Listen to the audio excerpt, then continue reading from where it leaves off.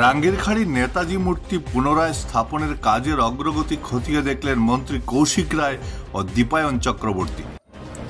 একই সঙ্গে বাইপাসে ভারতের স্বাধীনতা আন্দোলনের প্রথম শহীদ মঙ্গল পাণ্ডের মূর্তি স্থাপনের কাজ পরিদর্শন করেন তারা।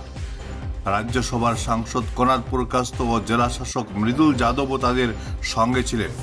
আগামী 31 আগস্ট 2:30 নেতাজি মূর্তির আবরণ উন্মোচন করবেন মুখ্যমন্ত্রী হিমন্ত বিশ্ব শর্মা। এই উপলক্ষে সাজিয়ে তোলা হচ্ছে Rangirkhari point. Bureau report, Barak vision.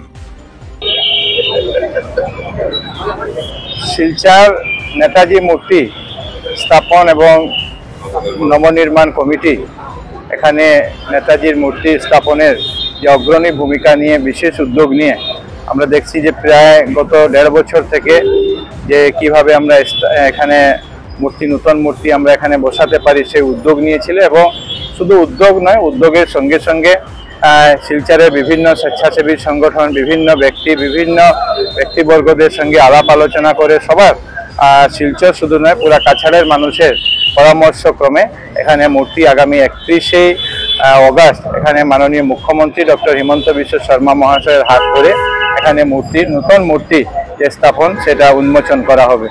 আসামের মাননীয় মুখ্যমন্ত্রী মহাশয় বিশেষ করে এই কার্যক্রমের জন্য উনি এখানে আসছেন।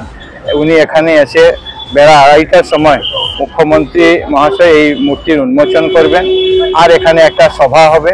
তারপরে উনি এখান থেকে মঙ্গল পাণ্ডে, শহীদ মঙ্গল পাণ্ডে ওনার একটা স্ট্যাচু ভুঙ্গুরে স্থাপন করা হয়েছে সেটা উন্মোচন করবেন। আর এর পরদিন অন্যান্য কার্যসূচি করে উনি গুয়াহাটির উদ্দেশ্যে রওনা হবেন।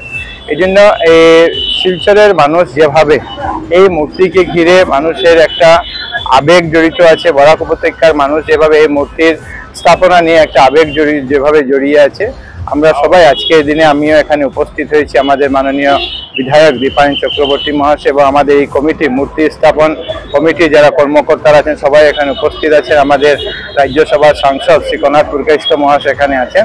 যে মুখ্যমন্ত্রী মূর্তি সবারই একটা আশা আকাঙ্ক্ষা যে মূর্তির এক ঝলক আমরা যাতে পেতে পারি, নেতাজির নতুন মূর্তির এক ঝলক পেতে পারি, সেই উদ্দেশ্যে আমরাও এখানে এসেছিলাম। এবং আগামী 31 তারিখে মাননীয় মুখ্যমন্ত্রী মহাশয়ের যে কার্যসূচি সেই বিষয়ে আলাপ আলোচনা করে যাতে আমরা সবাই সফল রূপ দিতে পারি।